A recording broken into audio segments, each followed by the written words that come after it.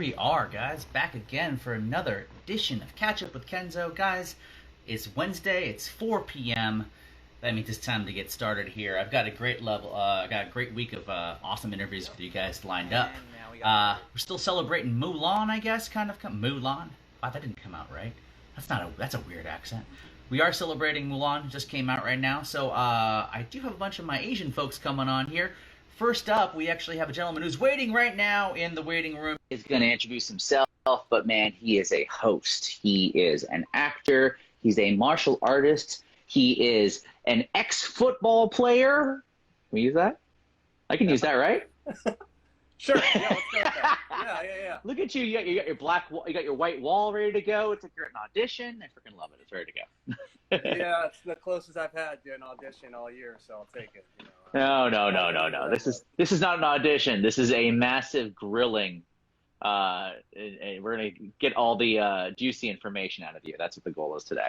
How you doing, bud? Right, I'm ready for it. I'm here for it. How you doing, man? You good? I'm good, man. It's good to see you. Yeah, it's good to see your face again.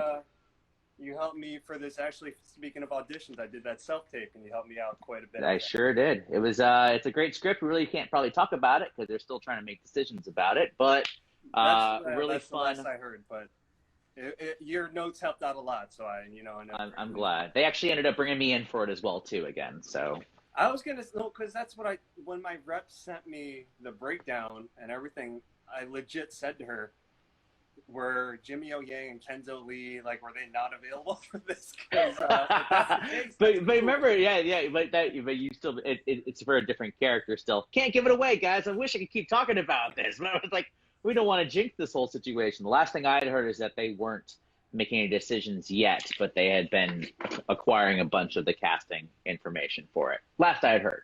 So, you probably know more than me. I don't know that much. I'm trying to keep it vague just in case anyone was watching this later on down the line. You know what I mean? Don't want to jinx the darn thing. But first and foremost, if anything else, dude, how have you been going? You doing all right? Yeah, it's overall I'm thankful. I mean, look, we're in the craziest of times, but at the same time, you gotta focus on the positive. It's really easy to get sucked into the vortex of negativity. Oh yeah. And there's a lot of negativity, unfortunately, floating around out there. But all it takes is you focusing on one of those negative aspects, and then that becomes like a ripple effect or like a domino effect. So I think at the end of the day, I just have to remind myself, well, okay, I got a roof over my head, I have food, I'm good. It's like at the end of the day, I'm good. And I think that's important for me to remind myself, because the work's always going to be there. Work's going to come back, and we can, I can do without going to 200 South La Brea for those fucking casting calls, and you can't park in that Petco parking lot for whatever reason. Is it sad that I kind of miss it though. I kind of miss it just a little bit, like the whole experience of going for the audition. No, it's not true. It's more about the idea of I miss 200 South. I don't miss Ocean Park. But I definitely missed 200 South because it was just a straight drive down, off the 101, going straight down Highland. It's like, a good 20, 30 minutes. It's not a really, really bad one. There actually is somewhat parking there. And then, like, at the same time at all, I miss the experience of going into an audition room and seeing my guys, I'd see you every once in a while. I'd see people like James Huang and see, like Aaron Takahashi. I just went on an audition this last week. I can't talk about what that one was either. And I saw my boys again for the first time in a while, but we're all in a digital waiting room. We're all keeping our mouths shut. Like the camaraderie. It's harder to get the camaraderie back when you're all digitally separated by distance. I do miss that experience more than anything else. But everything else is kind of like, I don't miss traffic. I don't miss parking otherwise. Yeah. Well, it's funny from my perspective. I'll see someone like you who books a shit ton of commercials. Like, I don't book commercials. You book more than me.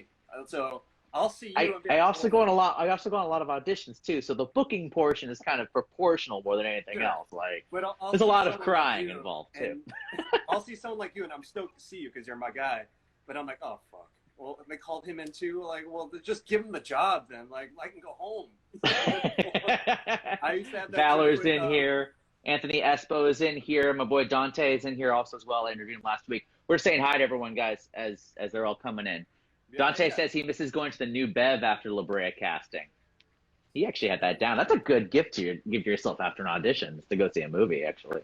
I tried to pull a whole scam. I pretended I was shopping at Lamps Plus beforehand. No. And the guard totally didn't fall for it. He's like, hey, I saw what you were doing. I was like, no, man. I was like, I was looking around, but then I realized I had an audition. I didn't want to. He's like, you got to move your car right now. And this is the day where John said, maybe I should start producing, not acting. That was the start of it for sure. You know, and it's like, I had enough times where I see you in a room and then my buddy, you know, Christopher Sean, right? Yeah. So I would see Chris all the time, like, well, fuck, like the other tall, you know, better looking version of me is here. I'm like, well, what the fuck? Like, why would you bring me? Why would you do that? Well, it's you and Tim, though. You and Tim Cho are the guys who are totally in the same category. You're like 6 foot, 6'1", right? Is that kind of where you're at? 2, yeah. Yeah. And, so you guys are in the same height range. I would say I was 6'5", just so I could lie to people. Sure. It's like professional wrestling. You're always 3 or 4 inches taller and about 150 pounds heavier. Absolutely. That's maybe that's why they didn't recruit me. No, man. So, okay, actually, it's funny. I was just about to ask you about this. I was looking through your stuff on IMDb because I was like, I know the dude. I don't know where he comes from at all. And you did play football at University of Illinois. I did. It was a brief time, but it was a good time, you know, and I forget about it a lot because I've been out in Los Angeles doing this whole thing this is my 12th year. And you forget about the past lives we have, is because I feel like once you take the jump and you decide, okay, I got the acting bug, I got the whatever I'm doing now, you know, it's like you start a whole different chapter. And I forget. I'm like, yeah, I guess I did do that. And I get reminded when I go home to my mom's house and my Letterman jacket's still there. I'm like, oh yeah, I used to be athletic. That was me. before it didn't hurt to get up in the morning. Athletic before aesthetic. That's what it is now. Now it's about the aesthetic. It used to be, wow, I actually could run. So you what position were you playing? I was playing free safety and kickoff. Wow. I used to be I was a lot bigger back then. At the heaviest I got was 215. Yeah, I got a pretty big. I walk around at like 170 right now. So that's a lot of added muscle, but I mean that's still for your height. That's a really good position to be at, especially if you're going to be lining up to take some good tackles, or also you're just going for speed as well too. So I mean, it's returning. Yeah, it's crazy that I never got a concussion because the way I played was completely balls to the wall, all out sort of thing. But that's when you're young, you're 18, 19 years old. It's also the Asian mentality. You have to give it 100% no matter what, too. You know, that's the reason why a lot of us. That's the reason why a lot of us don't make it past like the high school and college levels, because we give 110%. The next thing we know, we're either injured or it's detracting from our studies. So I mean, that's the reason we're not going anymore. You know. Piggybacking on what you just said, the Asian mentality. What was the joke we had last time when you were helping me? Be a man. Oh yeah, the Mandarin Cantonese. Hey, be a man. Hey, be a man. What are you doing? Be a man. My guy, Sean Lee. Shout out Sean Lee. He's the head of the Purist Group. This collective that he started, just like do-gooders. We all happen to be car enthusiasts, but we do donations and toy drives all year round. And I hear him all the time talking to us. When he gets in his Chinese mode, he's like, "Hey, what are you doing? You're not going to drive manual? Be a man. Be a man. What are you doing? Automatic is sucky. Be a man. What are you doing? Russell Peters. B minus. Be a man. Russell Peters had a great bit about shopping in Hong Kong and how, you know, he probably was more savvy to it than he would have let the story lead on, but he's like, I didn't realize all the deals they make with you and everything. And then he's like, why did you buy this shirt? It's like, I don't know if I want it. Like, come on, be a man. Get this shirt. Buy the shirt. It's good for you. Like, give me a shirt. I've never got so many shirts in my life because he told me to be a man. Utahime Cosplay is in here. That guy Sean just came on. Tyler Devin, the Creep. Everyone's rolling in right now. We're talking about Asian jokes, guys. So you go from football, you get the acting bug, you come out here, you've been out here for 12 years. And I mean, this is one thing that's really interesting to me is that a lot of us, I was just having this conversation with Perry Shen, I think about last week on Wednesday. Yeah. We were talking about the fact that we've known each other for over 10 years. And I didn't know how much of a nerd he was. And it's kind of just become more of a recent thing. He had stuff from The Rocketeer. He has a Batman. He has a Batarang, the official licensed Batarangs from the movie. He's got a 1967 diecast from the Batman, the Adam West Batman, stuff like that. Oh, no Like way. Yeah. big nerd factor, When did you actually discover, because you had an entire series that you produced and you were starring in, which was Nerd Talk. When did you discover that was actually an avenue that you wanted to pursue? Outside of being we're supposed to be actors, we're supposed to be cool. Yeah. We're not supposed to be nerds. Yeah, it's kind of crazy because I have the joke all the time of if I went to high school now, I would actually, like, the knowledge I would drop back then about D&D, role-playing games, and Marvel and DC, I'd be considered cool now. But, like, back then, it's right? like, what are you talking about that shit? And, it's like I had to uphold the image of being a jock, whatever the fuck that means. But back then, that just meant you gotta be the big man on campus, whatever that means. And now you can be an esports jock. And you would be, well known for that. You could be the one holding down the, third strike court, and you could be like the guy. That's easier on my knees. I'll take that. Oh yeah, I mean, then you have to deal with standing all day at the console, just battling people left and right at the the local 7-Eleven and stuff. Oh, you're talking about like the wizard style, like Jimmy Woods, Video Armageddon, like standing. Yeah. Yeah, sure. I mean, that's kind of the thing, right? Is that still like these tournaments, these esports tournaments, are like the big draw now. They're starting to draw audiences both on digital platforms and getting negotiation deals for like TV shows and stuff like that. I mean, and you kind of placed yourself in a great position to kind of be a part of that revolution and kind of that movement forward. I'm just wondering what exactly facilitated starting up the show in 2016. I think one of your guests was Claudia Wells from Back to the Future, right? Yeah, she's a character. Oh, I know.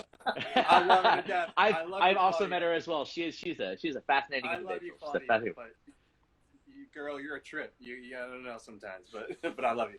TBN, our Joshua Worth is coming in. Austin Basis is here.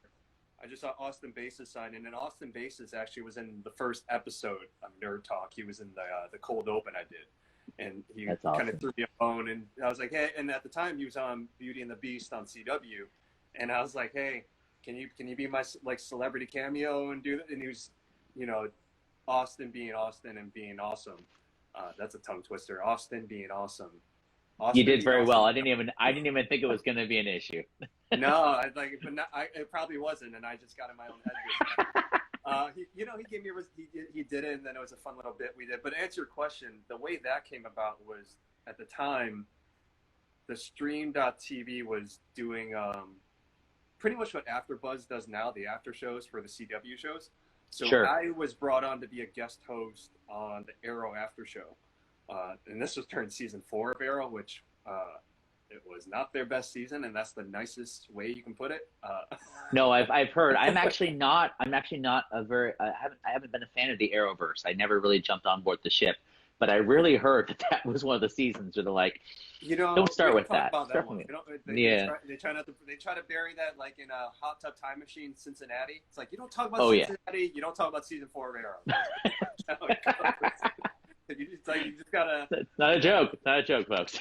But that's where it started, and then they liked me as a guest host because I was, they just liked what I did, and then they brought me back for the Flash after show, and then they talked to me about, hey, would you like to do more with us? And I said, I think it'd be fun to just do kind of a nerd talk show, and we'll just call it Nerd Talk.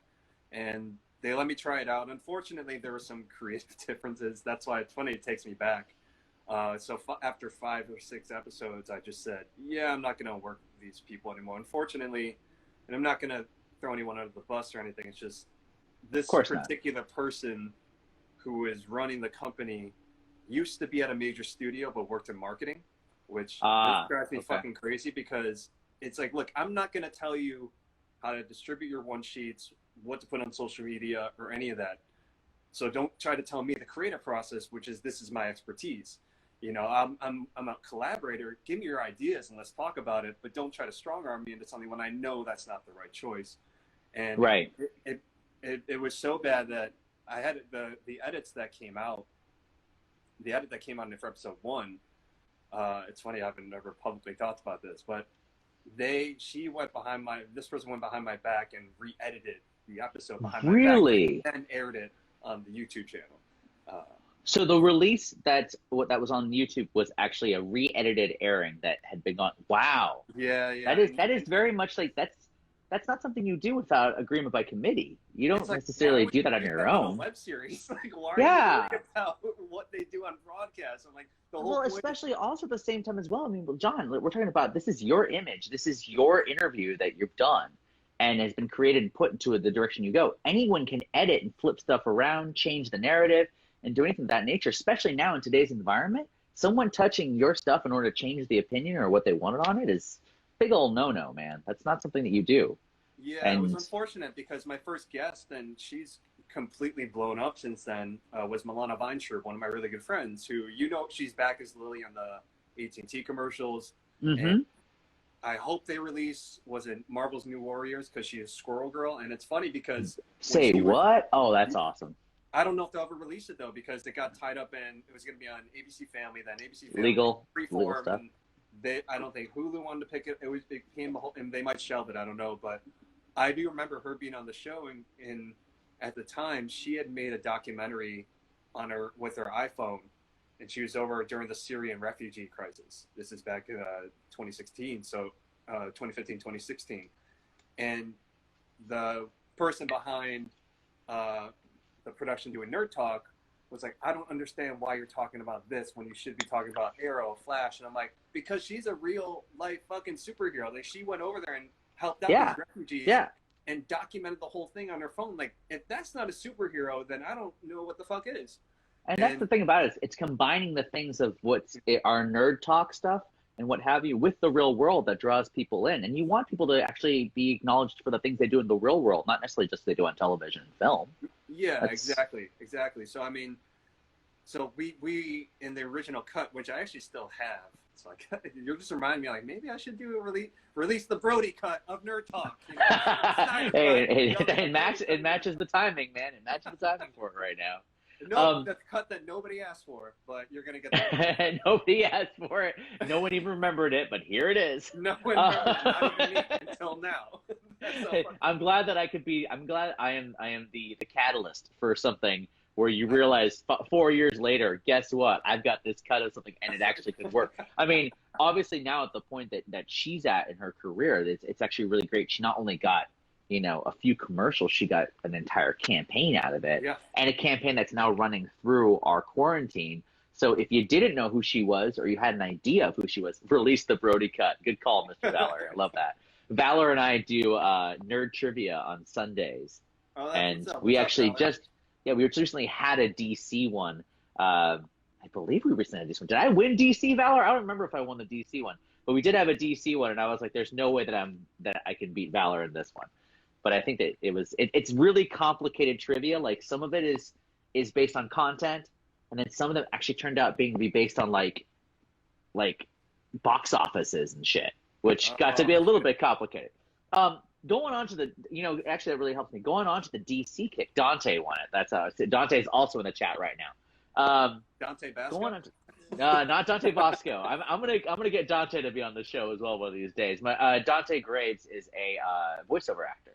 Oh, up and coming, really good dude. Looks kind of like Jason Momoa too. Got the full beard, full facial hair.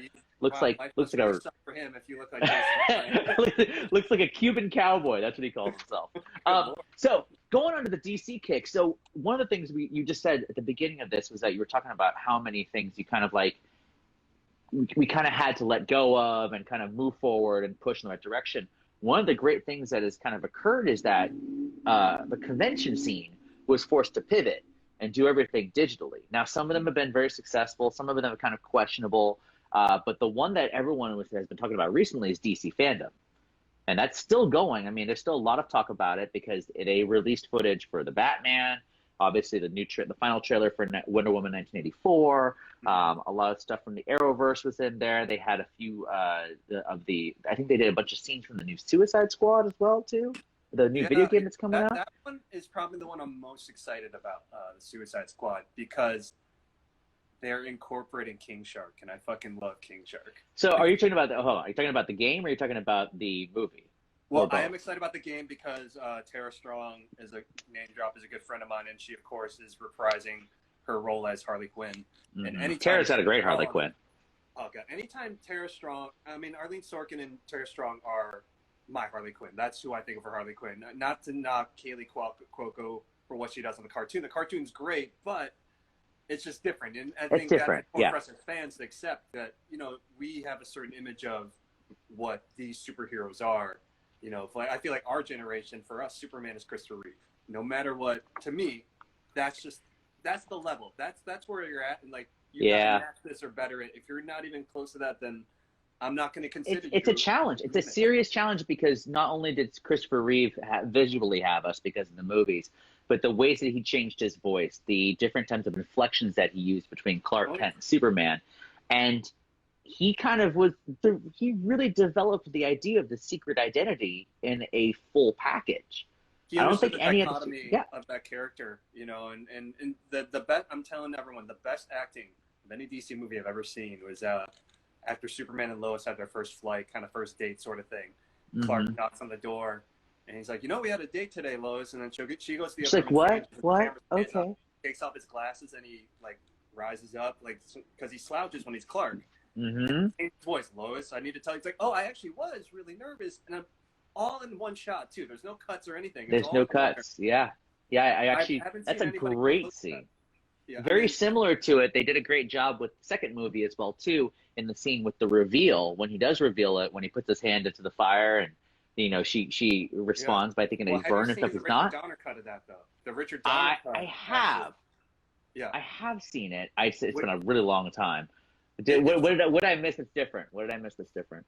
Here's the funny thing about it, and as I keep thinking about science and physics and everything, I think of how funny it is. But basically, she's doing the whole thing. I know you're Superman. He's like, Lois, I'm not Tom, and she pulls out a gun and fires.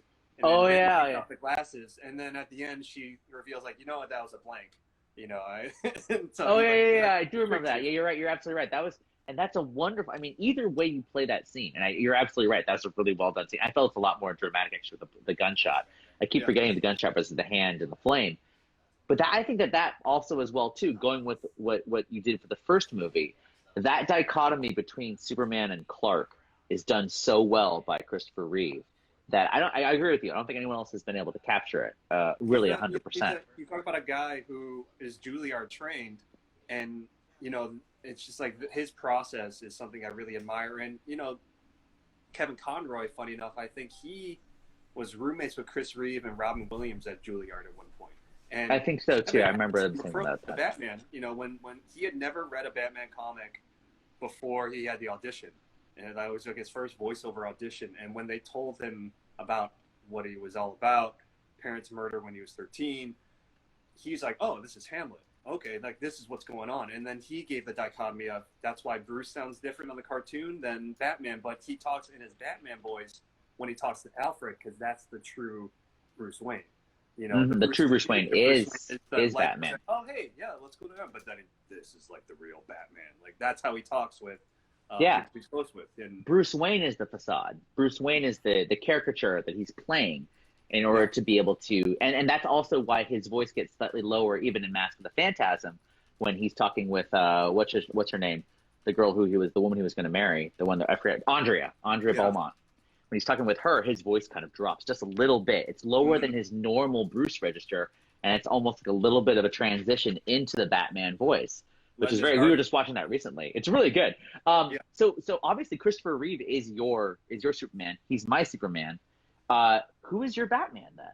I mean, is it Conroy? Kevin Conroy. It's got to be Kevin Conroy. Everybody, and a close second is Michael Keaton. A very close second is Michael Keaton. But and when all things considered, voice actors are as much as actors as a live action actor, and I think a lot. 100%.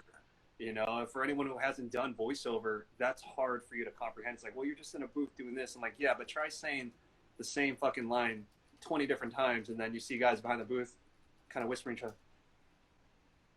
Yeah, can you do it again? Just do it again. Just do it again. Let me get 3 to 5 safeties in a row, please. Thanks. And you're exactly. Dante says Val Kilmer is his Batman. I personally feel like Val Kilmer could have done more with it had he had more time. I think Schumacher is a big reason why the last 2 Batman movies in that set of the franchise really did kind of fall apart. It's definitely a different perspective between obviously Tim Burton and Joel Schumacher.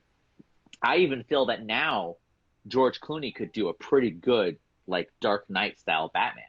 I actually think that he would be very interesting, being the man he is now, having done the dramatic roles that he has, and his grouping of work like Syriana and stuff like that. He could definitely portray an older Batman with the gravitas that was needed. I don't think he was given the direction for it originally, personally. Yeah, that's interesting, and I think that I don't think Joel deserves all the blame. I think that's as much on Warner Brothers as it is on him, because Warner's wanted to go more towards kind of like making it more of a corporate product of let's make this marketable, like let's get the McDonald's cups and let's do all this shit. You definitely a lot of camp involved, yeah. Yeah, but I mean, but Joel's name is on it. He's, unfortunately, rest in peace, Joel. He's made some of my favorite movies. I love The Lost Boys. I love Falling Down, that Michael Douglas. Oh, it's an amazing movie. Yeah. It's like it wasn't meant to be a comedy, but I laugh at it every time, and I feel like it's more relevant now than ever, which is kind of completely agree. Yeah, overworked, snapping, the kind of the whole. I think that Falling Down is a very underrated psychological thriller. Like I like to use the word psychological thriller because he goes through all the different stages of just pure and utter insanity. I mean, it's a full mental break that occurs. It's kind of like the Joker in a way, because in his mind, he's like, because whenever someone would question his integrity, he's like, "You think I'm a thief?" Like he'd be really insulted. I'm the bad guy. I'm the bad guy. As he's holding an Uzi in the middle of like a McDonald's wanting breakfast. Yeah, it's like I just want my chicken sandwich or whatever the hell it was. He's just yelling, screaming at him. The conversation is asking about what do you think about Pattinson? What do you think about Robert Pattinson? And the choice originally even. I have a policy with myself. I don't judge things until I've seen it, and so no matter what the trailer looks like, no matter what the reviews say, until I've seen it with my own eyes and absorbed it, I'm not going to weigh in on an opinion now. The only thing I will say is it looks like and it sounds like they're veering more towards, they said year 2. So if they're going towards Batman's origins as a detective, that will work very well towards Robert's skill set, because he's not an imposing guy. He's just not. Yeah. I don't care what CGI they do. You're not going to convince me that Robert Pattinson can kick my ass.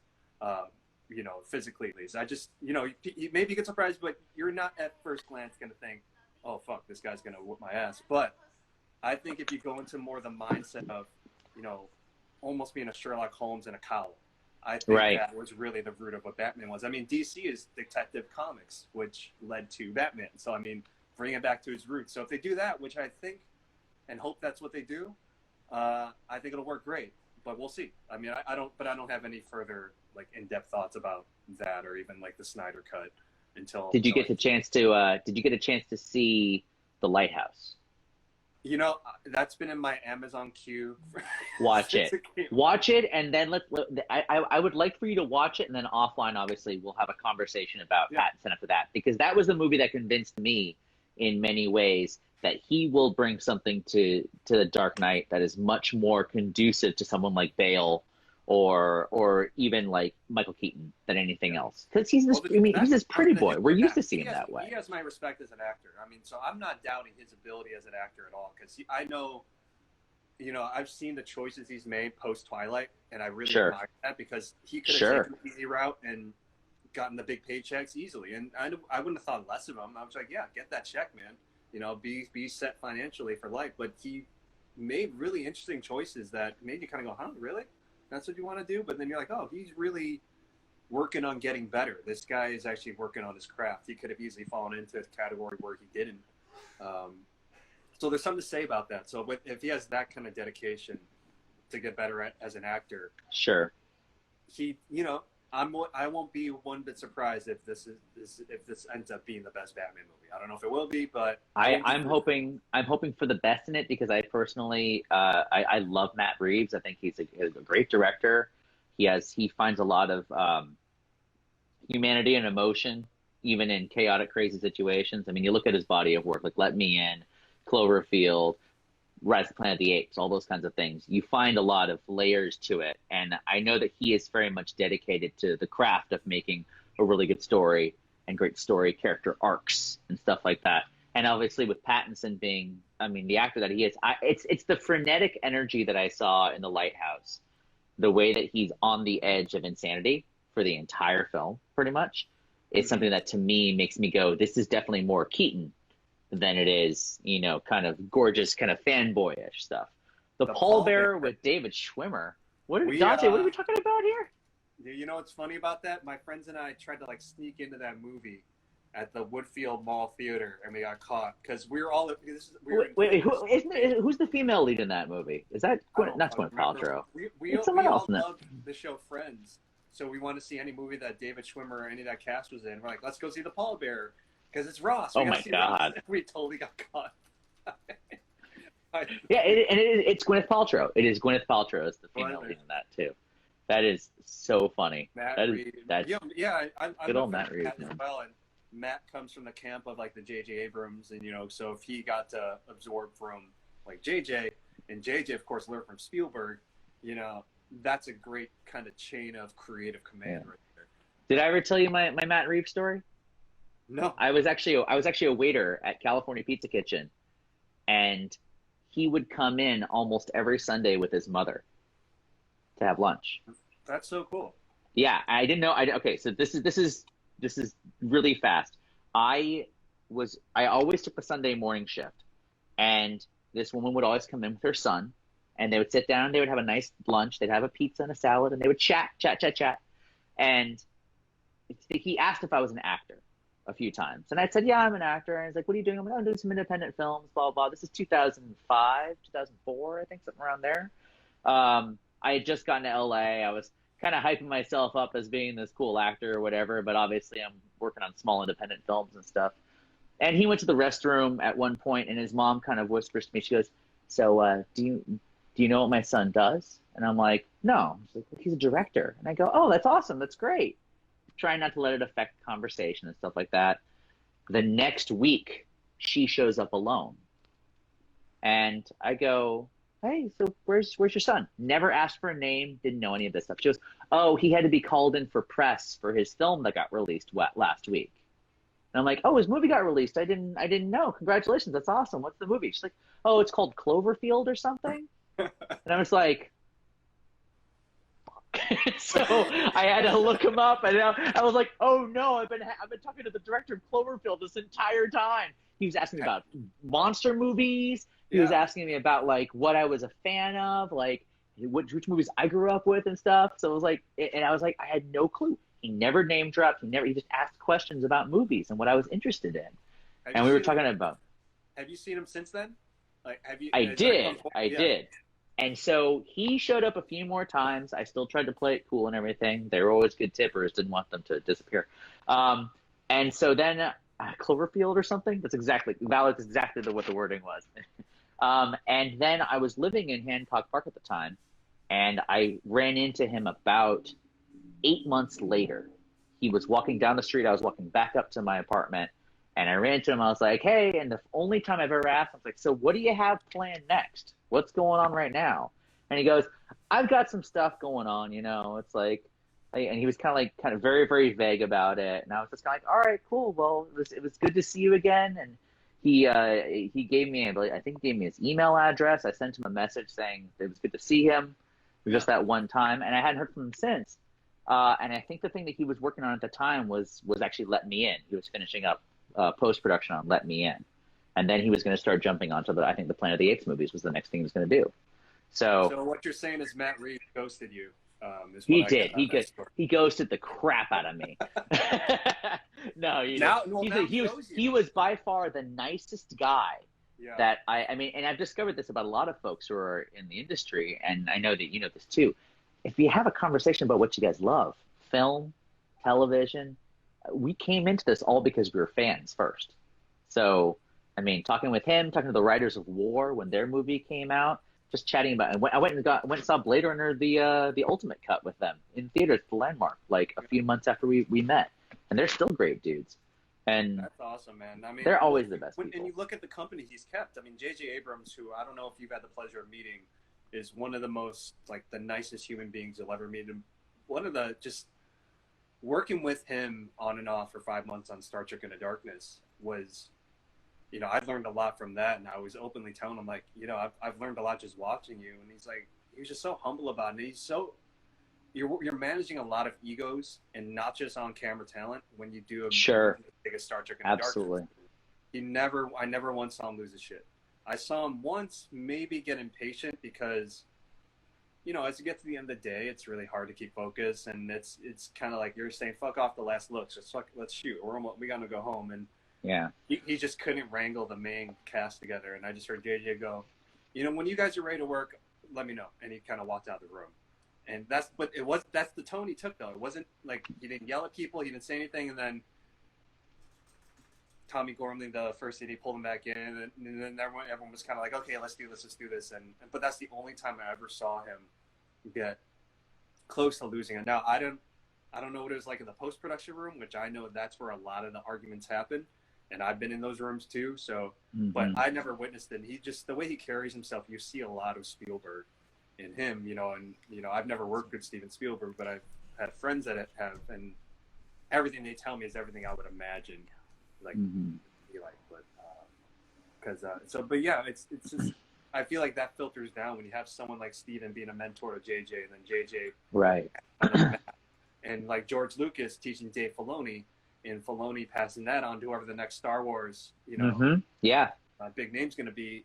You know, like those are all really good people and really talented people. So I think, and they know the value. They know the value of their talent, but they also appreciate that it takes everyone, and they're kind of running this ship, but everyone needs to be on the same page and kind of on board of stuff. I mean, we all have heard the stories about Cameron and how difficult he is to work with and what have you. But then look at the fact that his movies only come out once every 5 to 7 years. And then you have someone like JJ. Todd Spielberg. Well, in the sense that he watched The Searchers and he watches it before every movie he does. Right. So yes, but technically it was like Sid Sheinberg was really the one who took Spielberg under his wings. Sheinberg used to be the head of Universal when Spielberg was sneaking on the lot. But nice pull, Dante. And I saw the regarding Henry post too, and you know, that's a deep pull to pull J.J. Abrams regarding Henry. But if you're gonna talk about his writing work, don't forget about Joyride. I mean, come on, man. Because I think no, about Joyride. Oh no. Oh man, you got me on a full-on tangent thinking about this, all this stuff like that. I know that's what happens with me though. Like we jump. But that's what happens when we start talking, man. So you mentioned let's go back to Suicide Squad. We talked about King Shark. King motherfucking Shark, man. That's what got me so hyped about that movie because. Dude, I love what James Gunn looks like he's doing with it. I think that it's going to be exciting to see it then take a Dirty Dozen approach to it. Obviously, all the marketing is pushed in that direction so far, but we're still like a year away from it, right? We're talking like summer 2021, right? I think that's what it's looking at, and the choices he made. And James Gunn is somebody who I don't know him super well, but I've gotten to meet him a handful of times through my mentor, who's really good friends with him, and he's really he puts a lot of thought into everything he does. He told me when he did the Guardians of the Galaxy treatment, it was like a 75-page treatment. Like it was a really intricate leveling. I expect nothing less. I mean, I'm sure that he had collages for every major character, full story arcs, and a breakdown of comedy in terms of comedic breakdowns, because that's what he does. He's so meticulous with everything that he does, but in a great way, as opposed to being, because he does stuff that he's passionate about. You can see that from his filmography. Everything he's done has been a passion project in a lot of ways. And stuff that, you get budget for, and like something like Slither, for example, you get a decent sized horror budget for it, and you come up with basically, parasitic alien slugs and Cronenberg style horror out of it. Most places aren't going to greenlight it or even want to go with it. And he pushed to get that body horror aspect of it to become such a huge part of that movie because it was so important to the story. Guardians of the Galaxy, same thing. No one ever thought you'd be doing a Guardians of the Galaxy movie. I mean, as one of your top projects, who would ever expect that? And he's the one he made it work. He not only made it work, he made it thrive. And I would definitely like to say that I'm sure that Groot sales outsell pretty much anything else, I think, in the Marvel Universe at certain times. I would like to venture, depending upon the time of year. It was very much the like Chewbacca effect with Groot. I felt like because Chewie doesn't really talk, but he makes these noises, and I felt like that was kind of the similarity I saw between those two. And then I loved Rocket Raccoon because when he had that whole thing of I didn't ask to be made, you're like, oh, he's thinking Frankenstein's monster. with Rocky Raccoons. Like he's like, Mm-hmm. I Absolutely. don't realize that I'm a raccoon. I just know that I exist. That I didn't. Now I'm realizing that I don't look like the way that people, other people may look, or like the majority. That's some deep shit, man. I mean, It's, and that's yeah, what makes it so great. and I'm very excited if that is where the trilogy is going to go for this last movie, because there's been a lot of talk about that kind of being the story that needs to kind of be tied up of everything in the Guardians.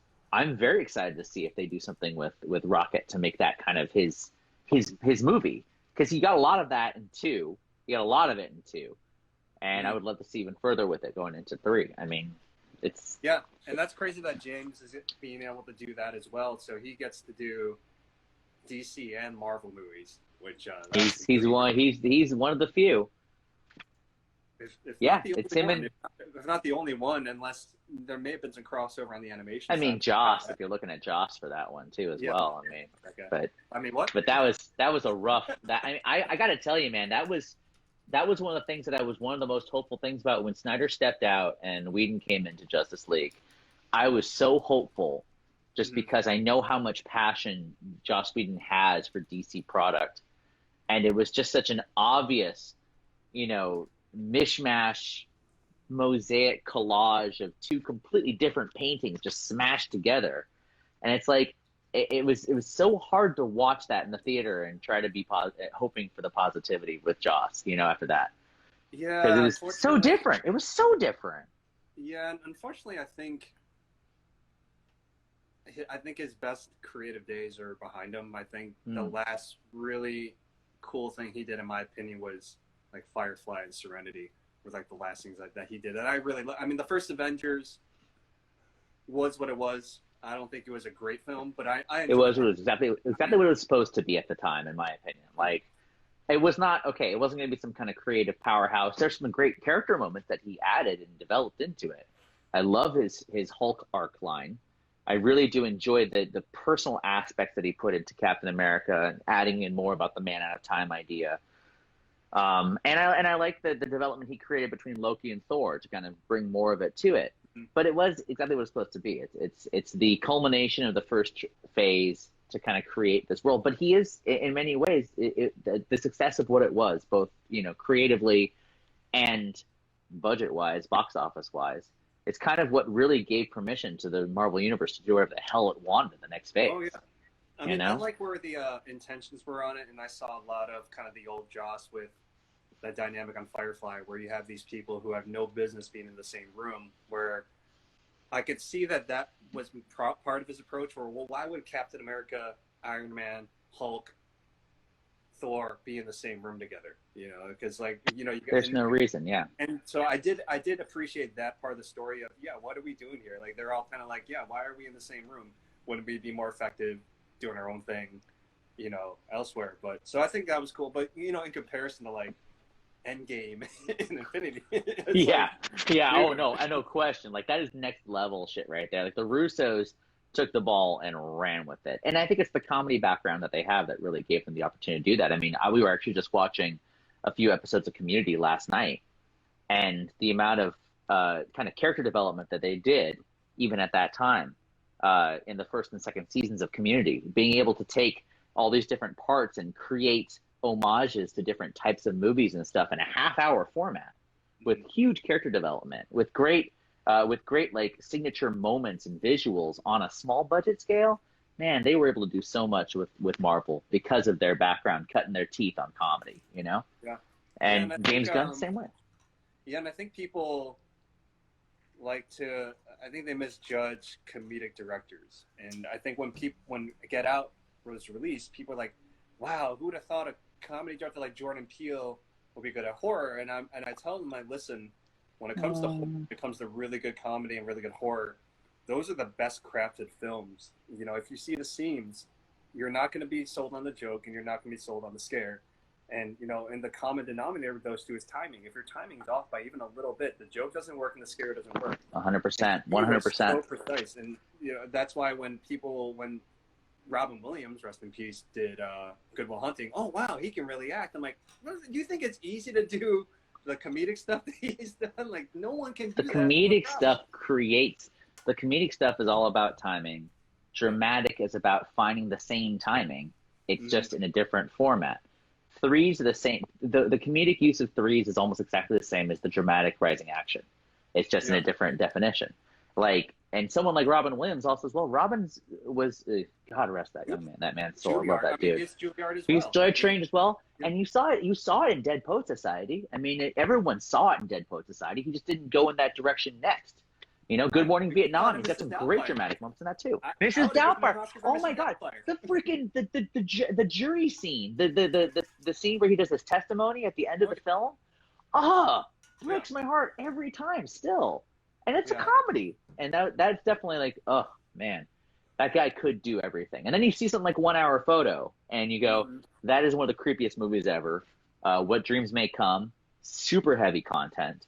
He really could do everything. Robin Williams, I mean, he was one of the biggest losses, I think, as in terms of actors, as full as all around talents go. Yeah, when I think about when I do the what if scenarios, you know, in terms of what if this actor was still around, he's always one that comes up. Another one is John Candy. You know, especially after JFK, you saw like he was proving that, I can be a dramatic actor. I just made my name being comedic, which is hard to do. First of all, but people perceive comedy for whatever reason as easier to do. I'm like, that's the hardest shit to do. I mean, you look at someone like Tom Hanks is a great example of that too. He started straight out of comedy. It was all comedy for him. Pat Morita, all out of comedy. Tom Hanks was Alex P. Keaton's alcoholic uncle on Family Ties before he blew up. So. I don't know. Before that though, wasn't he still on a sitcom before that too as well? Before Family Ties? Well, but you should watch that. You should watch that episode. I want to see that episode, actually. I haven't seen that episode. Family Ties, and also watch Growing Pains season 7 when Leota shows up. It's crazy to see these megastars in the beginning of their careers, and you can see even then they were a level above like everybody else. It's kind of it's really crazy to see. Like, oh wow, like they were in front of us this whole time, but when you look back, you could just clearly see that Tom Hanks was a different level, and Leo. No question. Than everybody else. And Leo is also, I mean, from what I hear, I've only ran into the guy like once or twice, but from what I've heard, Leo has always been a really down to earth guy. A lot of these guys are. I mean, we already talked about it with directors and producers and people. We've talked about it before also as well, off camera, that the people who are the best are the people who are good with people, and they know the value of another person, and they respect them, and also they love the craft. They love doing what they're doing. I met Leo once at the Wolf of Wall Street screening, and I'll tell anybody, at least this was my experience, whatever implications or whatever you think will come with him being a mega movie star, like none of those are present. None exist. He's super nice, and we had this conversation. I said, hey man, is it true you drive a Prius? At the time I drove a Prius. He starts kind of smiling. He's like, that really? Like that? Why are you asking me that? I'm like, I get a lot of shit for driving a Prius. And I tell people Leonardo DiCaprio drives a Prius, but they don't believe me. So I'm just going to ask you directly, do you drive a Prius? Because if I say that, then I think then I get some street kid and I'm pretty cool. And he put his hand on my shoulder and goes, you tell all your friends I do drive a fucking Prius and you're really fucking cool. I think I was at that screening too, by the way. I think I was there. The one out in Westwood, the SAG screening. Yeah, right? So no. This was a WGA, like DGA screening, but he did have one there for SAG as well. I was at the SAG one, yeah. At a different time. Right. Tristan, hello, by the way. Good to see you, buddy. Mr. Derek Tuggle is laughing at your Prius joke, which is 100% accurate. It was great. And then, unfortunately, 2 months after that, my Prius got totaled because I got in like a car. Oh, no. And I was like, no, sorry, Leo. Now you can't even use the Leo DiCaprio joke anymore. It's like, shit, I have to find a new car or get another Prius. Because I drive a Jeep Wrangler now, so if I see him, I drive the Jeep too. We have a Jeep also. Are we Jeep buddies? We do the Jeep wave? I didn't know that was a thing until... I didn't know either until my wife saw pointed out. Man, people are really friendly, I guess. They like my Wrangler. And then I was like... Kind of wave, Jeep Wrangler... waving, and I guess it's a real thing. Like if you it's a real thing. You want to wave to the fellow Jeep Wrangler. I never knew that. It apparently, I don't 100% know if this is accurate, but I believe it started when I believe it's because a lot of military have Jeeps, and when they would drive, and when you were driving caravans, you would wave at each other on the way in. on the way in when you're passing different directions when you're on the field. So But I'm not 100% sure about that. We should do like a sketch. A Jeep Wave sketch? No, yeah, we'll do it where it's taking place on the other side of Jurassic Park, and while we're crossing on our Jeep Wranglers, while dinosaurs are chasing us, we still like, oh hey, must go faster, hey, yeah. Let's go faster. Actually, I just watched you've seen the SNL sketch where they did the casting of Jurassic Park for the 25th anniversary? No, I don't think Did you get to see it? Oh, you've got to watch that one. It's so funny. It's like Wesley Snipes and Ellen DeGeneres and Alan Alda being in Jurassic Park. And so it's like Bill Hader doing like Alan Alda's like clever girl. Oh, and he goes, and then the dinosaurs come from the side, right? They're gonna come from the side and they're gonna get me. This is a great movie. It's what this is right here. So, oh, sorry. I love Jurassic Park. I think Jurassic Park is one of those franchises that I'm really sitting there biting my nails about because of the fact that there's, it's kind of an even split. There's 3 original movies and there's 2 sequels, and they've been kind of 50-50 in terms of the quality. So, because I'm a huge fan of the first one and Lost World, and 3 was so painful to watch in so many ways. Yeah, I love the first. I mean, I was having this conversation with somebody the other day about Spielberg. He's like one of the best horror film directors that's not classified as a horror film director. That and Jaws are phenomenal. Yeah. You even look at E.T., the way he lit that film is lit like a horror film, and when that whole invasion scene happens with the guys in the spacesuits, I mean, that's some scary shit, And then and even the entryway into E.T., it's long shadows for everything, light from the sides. You have that kind of moving camera where you can't see around the corners, and you definitely have like the deep shadows in the front end. It's totally lit like a horror movie. I mean, you look at it's fascinating to see like these guys who, let's see, Guillermo del Toro obviously is a huge person as well when it comes down to that too, and actually a lot of the Spanish influence directors as well too. I think Denis Villeneuve has some amazing like suspense style shots as well too. They do for sure. Yeah, and so I don't. You probably know since you're such a Jurassic Park fan, but I'll throw this out at you. Give me a guess, and you may already know this, but I'm just going to throw it out for anybody who's watching to maybe get some fun knowledge. So, give me a guess of how many VFX shots you think there were in the first Jurassic Park. Are you talking about CGI VFX shots? Just VFX and like whatever classifies as VFX. How many would you think that they did? I think it's in the 80s, 90s, maybe. 33 VFX shots. That's it. And he made it feel like a lot, because when you look at it closely, you're only seeing the T-Rex is in its full scale once, the Brachiosaurus is in its full scale once. You see the eyes of the Velociraptor, you see their limbs. You don't see the whole thing. It's just like Jaws. You never see a lot of animatronic action. Yeah. So he really rooted that movie in a lot of practical effects. I think I read that the hardest one for them to do was the water ripple effect when the T-Rex was approaching, and they were using a subwoofer. They couldn't fucking figure it out. Nowadays, a director would go, or a production. We'll CGI that.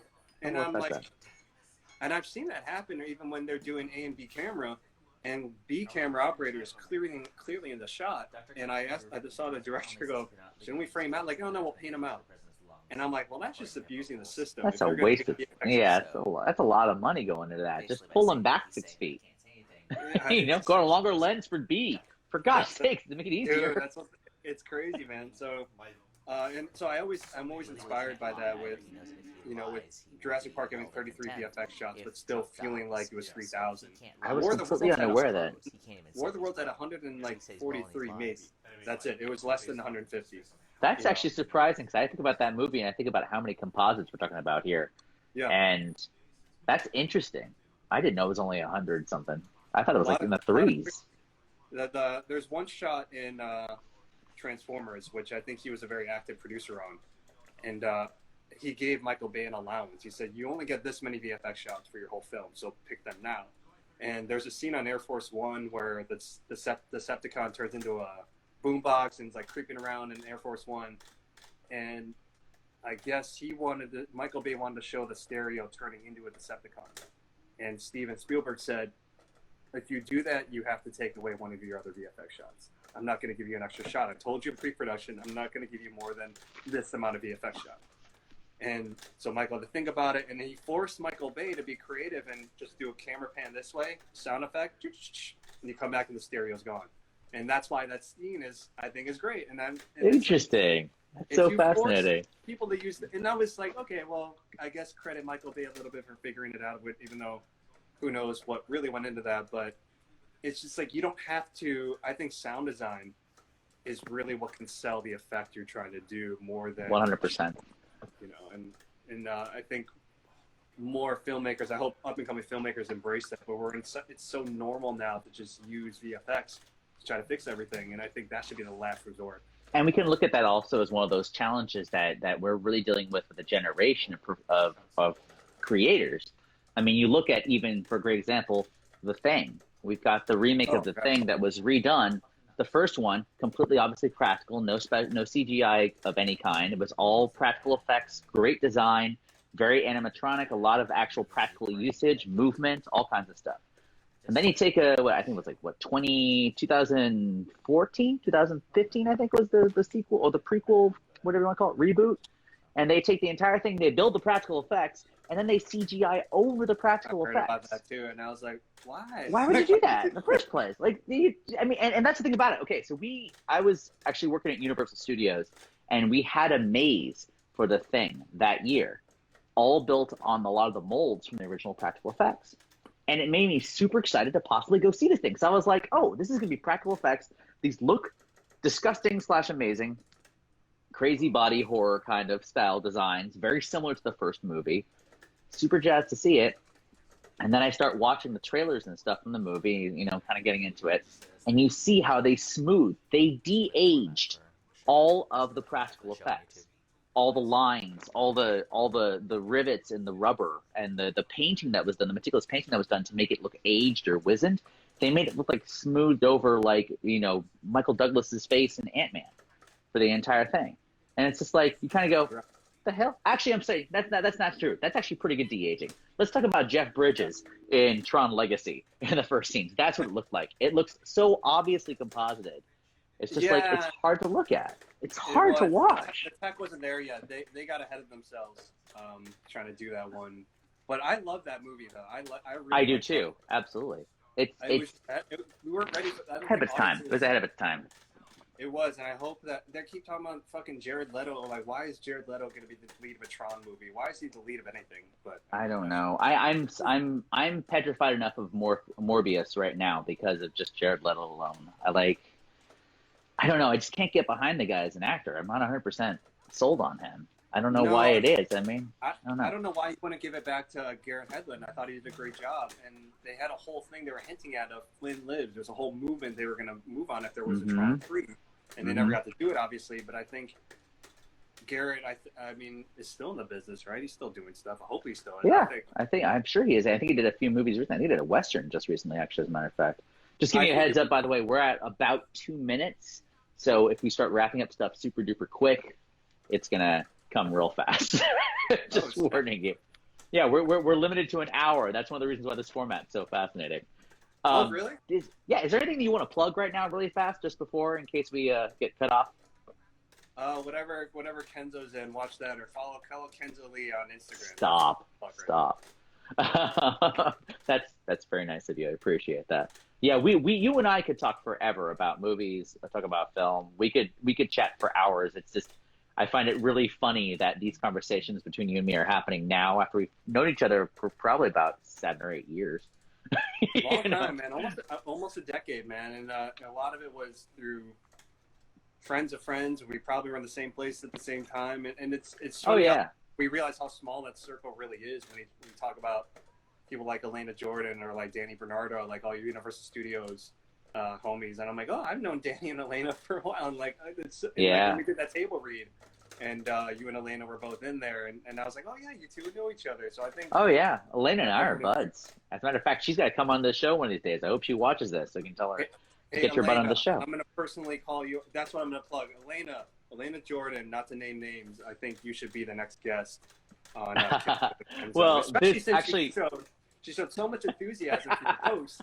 You know, like she loved the post, not just liking it on Facebook. She She's did massive hearts and stuff. yeah. I know. So, I mean, Yeah, okay, Elena, get on it. Guys, we're about 10 seconds left. On Friday, I will have Ashley Matthews from the Broadway show Rock of Ages coming on with me. You've been here with Jon Lee Brody. Follow him. Love all of